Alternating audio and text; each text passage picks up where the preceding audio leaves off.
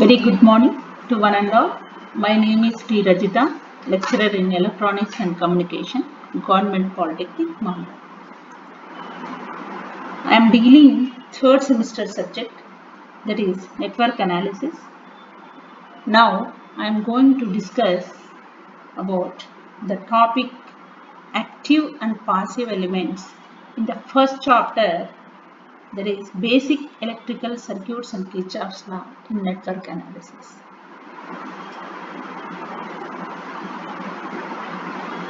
In electronic systems, the electronic systems are built around analog and digital components. They comprise resistors, capacitors, diodes, inductors, operational amplifiers, and transistors. Integrated circuits. Electronic elements that make up a circuit are connected together by conductors to form a complete circuit. Electrical symbols are used to represent both the active elements and passive components. For example, a basic circuit made up of two electronic elements has been illustrated here. In this, a battery is connected to two bulbs. Here, this battery is called as active element and the two bulbs, that is the loads, are passive elements. This active element, that is battery, will supplies the energy and the bulbs will receive the energy and it will dissipate the energy. And battery is the active element and passive bulbs are the passive elements. If a network contains at least one closed path, it is called as an electrical circuit. By definition, a simple circuit element is the mathematical model of two-terminal electrical device, and it can be completely characterized by its voltage and current. A physical circuit must provide means for transfer of energy. And now, the classification of network elements. Network elements may be classified into four groups: active element,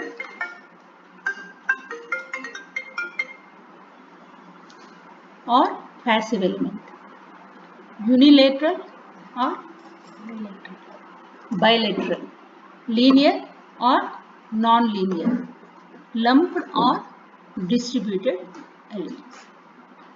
In an active elements means it supplies the energy and passive elements will receive the energy.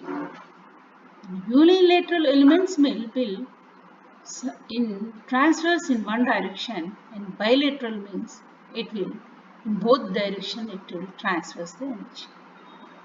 And linear element means in this the voltage and current is linearly proportional. Non-linear element means the voltage and current is non-linearly proportional. Lumped elements means the component is at one place and it will be lumped. The distributed element means for a long while the resistance, inductance, capacitance, conductance all are distributed along the line. And it will be distributed along the line.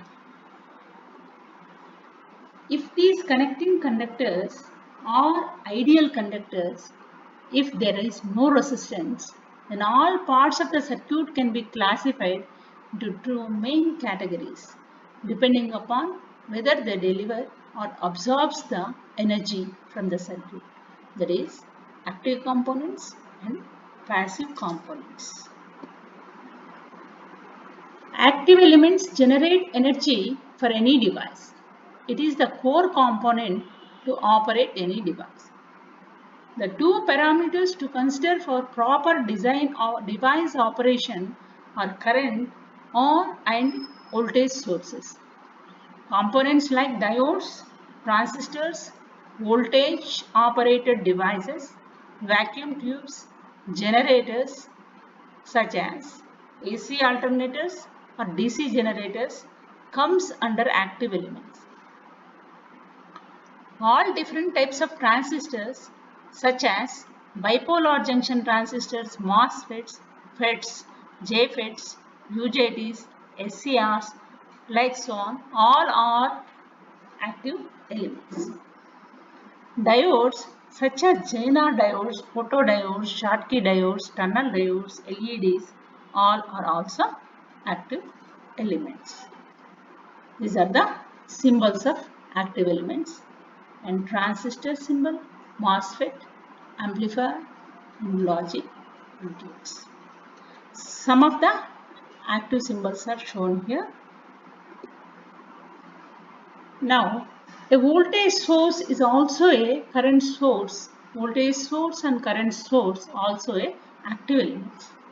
A voltage source is an example of an active component in a circuit. When a current leaves from the positive terminal of the voltage source, and energy is being supplied to the circuit. A battery can also be considered as an active element as it continuously delivers energy to the circuit during discharging. A current source is also considered an active component. The current supplied to the circuit by an ideal current source is independent of circuit voltage. As a current source is controlling the flow of charge in a circuit, it is classified as an active element. Transistors. Transistors are also an active component. This is because transistors are able to amplify the power of signal.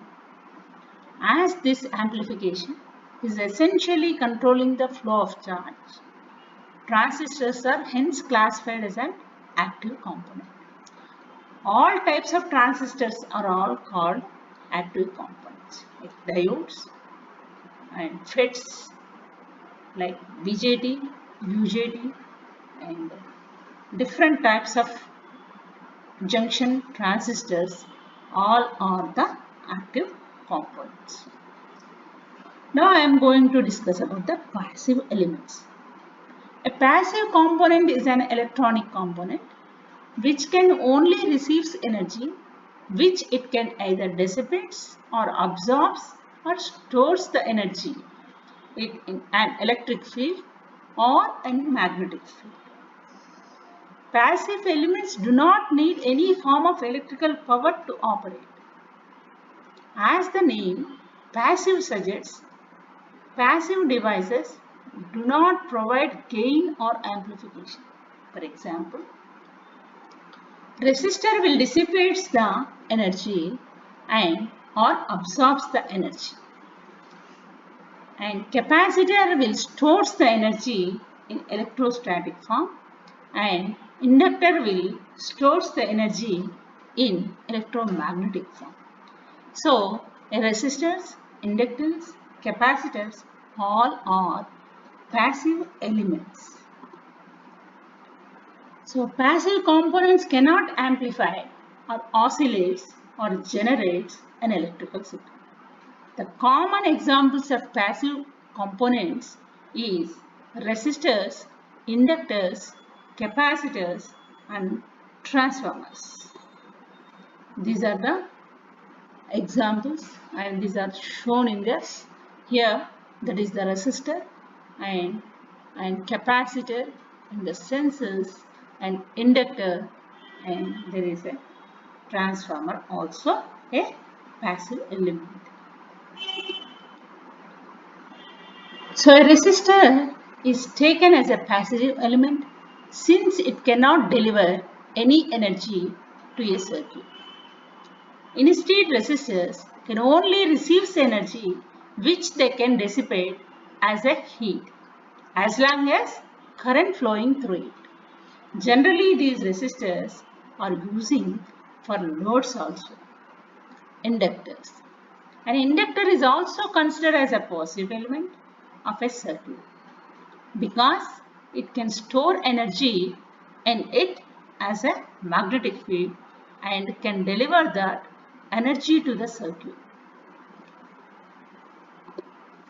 A capacitor. A capacitor is considered as a passive element because it can store energy in electrical field.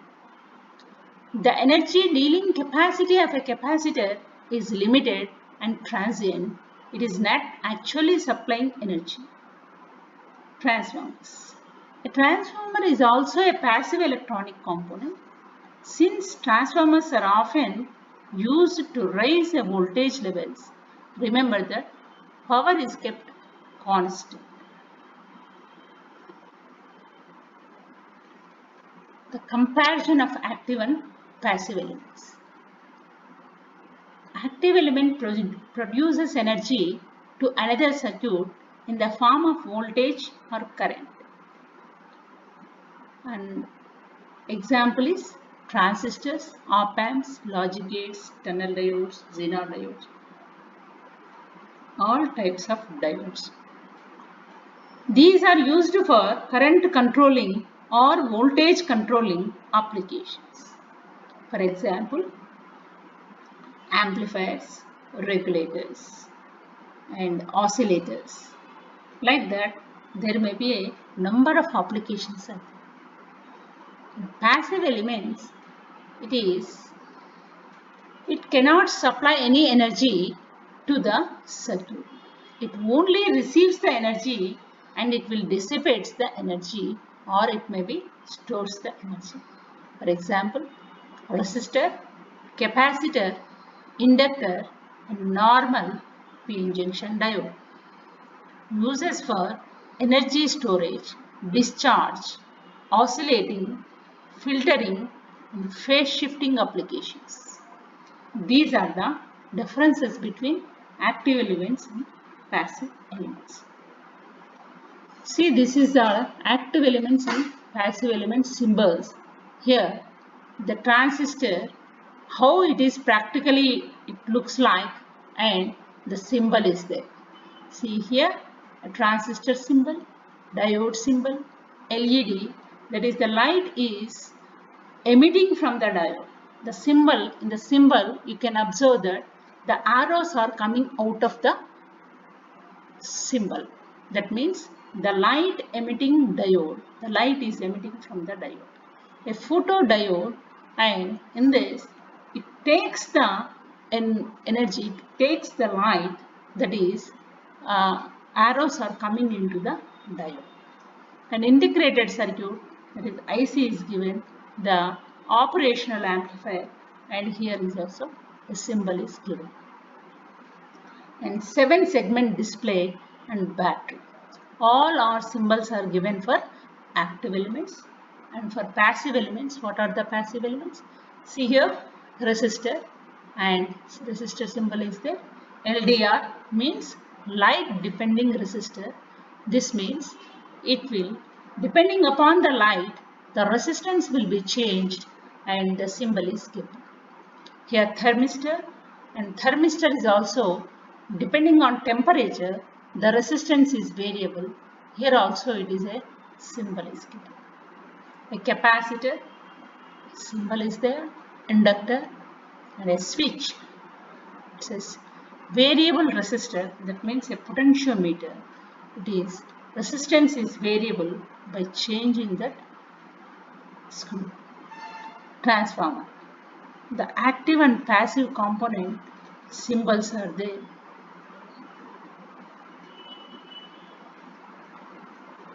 Bilateral elements. Conduction of current in both directions in a circuit element with same magnitude is termed as bilateral circuit element. It offers same resistance to current flow in both directions. That is, resistors, inductors, capacitors, all are bilateral. If you are interchange the resistor in different directions, there is no difference and the current will flow in both the directions. That is called bilateral elements. Unilateral elements means the current is only in one direction and in another direction the current may not be flow. The unilateral circuit elements does not offer same resistance to the current in either direction.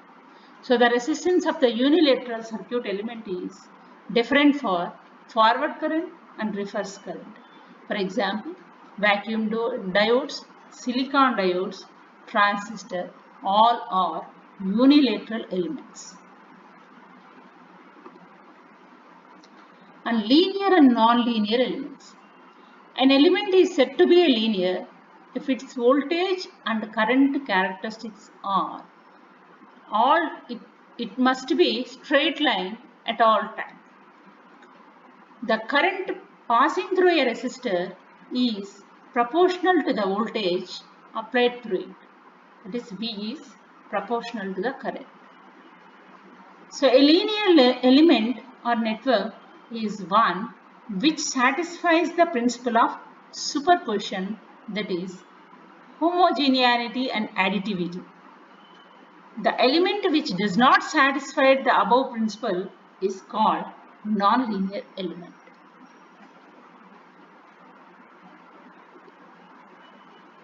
So the lumped elements. Lumped elements are those elements which are very small in size and which simultaneously actions taken place for any given cause at the same instant of time. Examples: resistors, capacitors, inductors, and transformers. These are the lumped elements. Distributed elements. The distributed elements on the other side are those which are not electrically separate for analytical purpose. For example, a transmission line which has distributed resistance, inductance, capacitance along its length may extend hundreds of miles, and this is distributed along the wire. Now, I am going to the next topic, that is energy sources.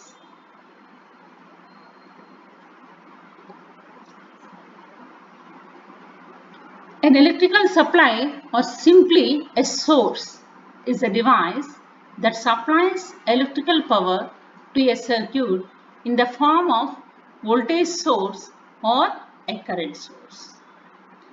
Both the types of electrical sources can be classified as direct current or alternating current, that is DC source or AC source, in which a constant voltage is called DC voltage and one that varies sinusoidally with time is called AC voltage.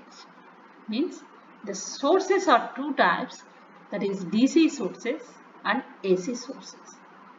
So for example, batteries are DC sources, and in houses or anywhere 230 volts wall sockets or mains outlet in our homes is AC source. So generally we are using in our mobiles and phones, there is a battery, that is DC. In radios or anything, whatever the battery, whatever that is the 12 volts or 9 volts or 15 volts, whatever that battery, that is DC source, and the voltage is constant throughout the frequency. And this, what in power sockets, the plugs, 230 volts wall socket is the AC, that is the voltage is varying 0 to 230 volts and 50 hertz is the frequency, that is called AC voltage. A source is a device which converts mechanical, a chemical, a thermal or some other form of energy into electrical energy. Means a source will supply the electrical energy. Where it is coming? It may be, it converts the mechanical or chemical, a thermal or some other form of energy into the electrical energy.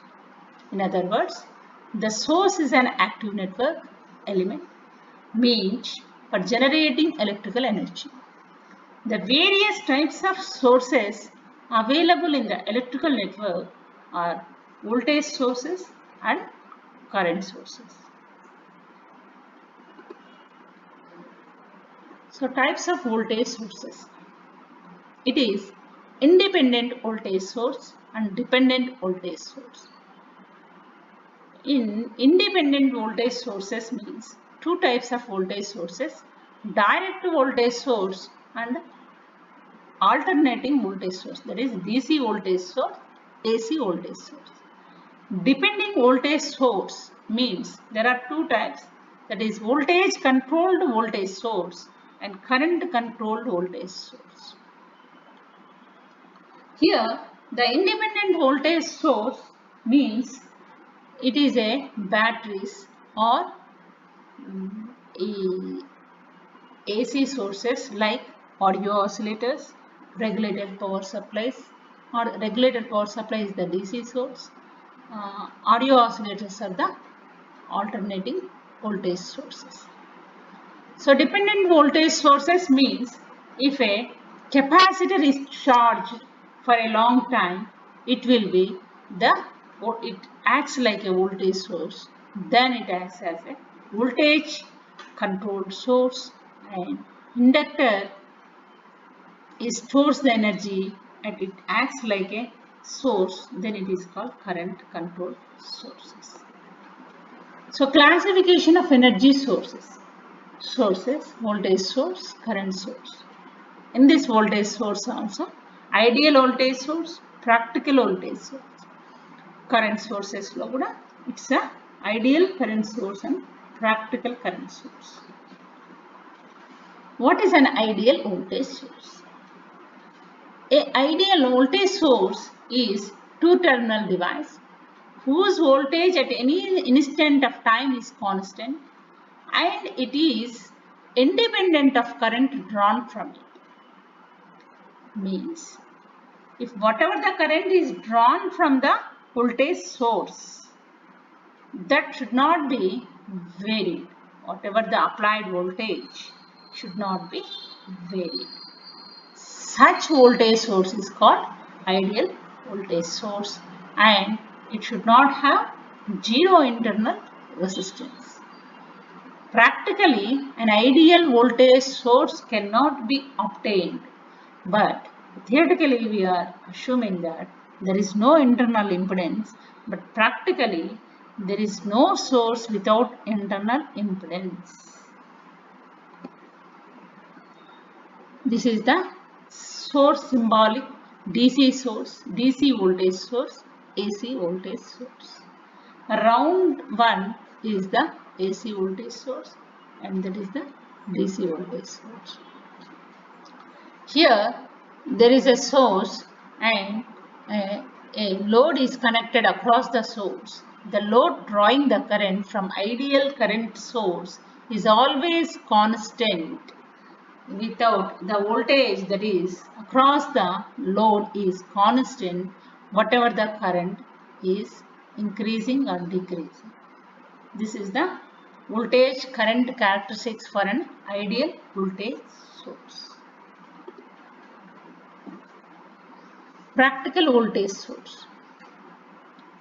The source having some amount of internal resistance are known as practical voltage source. Due to this internal resistance, voltage drop taken place, it causes a terminal voltage to reduce. The smaller is the internal resistance of a voltage source, the more closer to the ideal source. For example, the voltage source is a battery and alternatives. The thermal voltage depends on the source current where Vt is equal to Vs minus Is into R. R is the internal resistance of the source and the current will be decreasing. Here the voltage is decreasing when current is going on increasing. Why this is? Because a resistance, internal resistance is there. If a voltage is suppose 10 ohms is applied, a load is connected. The load is going on varying. If the load is varies, the current that is drawing is also varies. Once the current is varying means the drop across the internal resistance is also varying. Then the voltage across the load that is decreasing. When the current is increasing, the voltage is decreasing. That is shown in this figure. And if a resistance, internal resistance is 0, then it will be constant. If the internal resistance is there, if the internal resistance is high, then there is a current is increasing, the voltage across the load is decreasing. So this is the voltage and current characteristics of a practical voltage source.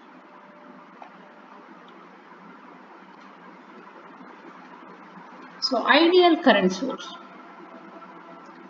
The current sources are further categorized as ideal and practical current source. An ideal current source is two-terminal circuit element which supplies the same current to any load resistance connected across its terminal. It is important to keep in mind that the current supplied by the current source is independent of voltage of source terminal. It has infinite resistance. The symbols of current source, here it is shown, and the voltage current characteristics is shown in the figure. The resistance across the current source is infinite, that is shown across A and B is open. That means there is infinite resistance across the resistance. The infinite resistance across the current source and the voltage across this. The current is constant when voltage is increasing or decreasing. A practical current source. A practical current source is represented as an ideal current source is connected with a resistance in parallel. In this, the magnitude of current falls as the voltage across its terminals increases. The terminal current is given by IT is equal to IS, that is source current, minus Vs by R, where R is the internal resistance of ideal current source. See here, the figure shows a practical current source. The resistance across it, R is the internal resistance of the source. When the load is connected across A and B, the current is, that is whatever the current is coming from the source is divided between the load and R. And if the internal resistance R is very high or infinite, the total current is flowing through the load. If internal resistance is going to low, then the current that is flowing through the load is decreased, because if internal resistance is low, whatever the current coming from the source is, most of the current is flowing through R only, and whatever the current that will be decreased in the load, that is shown in the figure here. So then the voltage across the load will be decreased. So if the voltage is going on varying, the current will be decreased.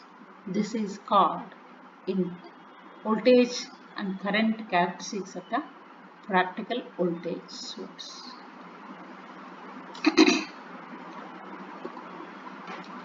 Dependent sources. Up to now, we discussed the independent sources.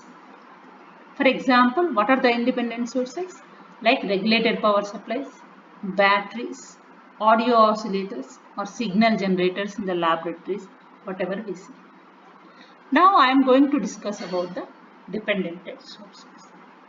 The voltage source which delivers an output voltage which is not steady or fixed, and it always depends on the other quantities such as voltage or current, in any other part of the circuit is termed as dependent voltage source. It does not a fixed one. And they have four terminals. When the voltage source depends on voltage in another part of the circuit, then it is called voltage controlled voltage source. In independent sources, it is only one port device, but dependent sources are two port devices. Here, the output depends on some input, that is dependent sources. When the voltage source depends on current in any other part of the circuit, then it is called current controlled voltage source.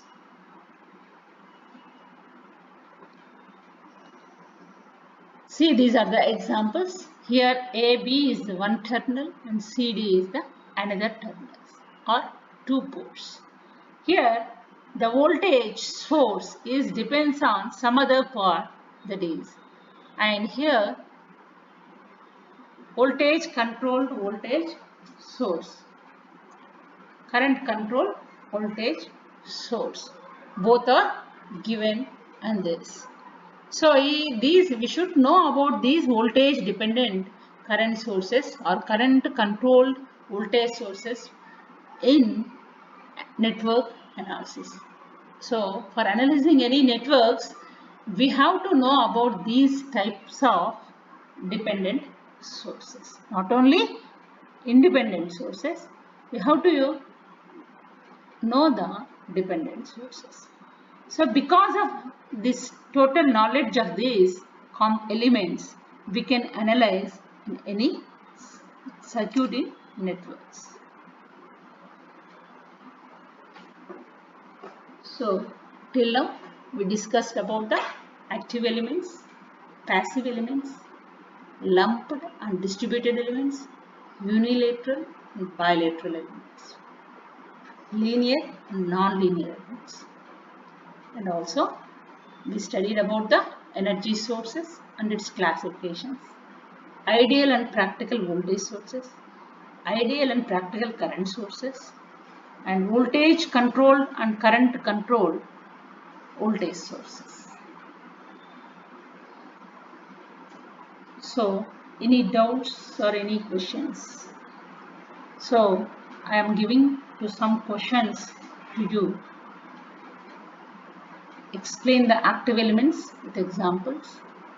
Explain passive elements with an example. Explain lumped and distributed elements with an example. So explain unilateral and bilateral elements with an example.